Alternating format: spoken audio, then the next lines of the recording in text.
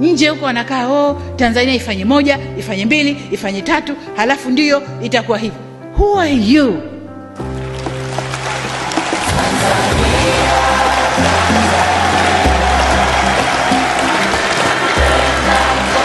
Niwaulize ndugu zangu, niwaulize, kwao hayatokei?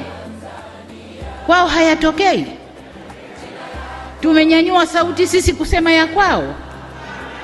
Wanadhania bado wao ni masters wetu, ni wakoloni kwetu. Kitu gani? Ni fedha chache wanayotugaia,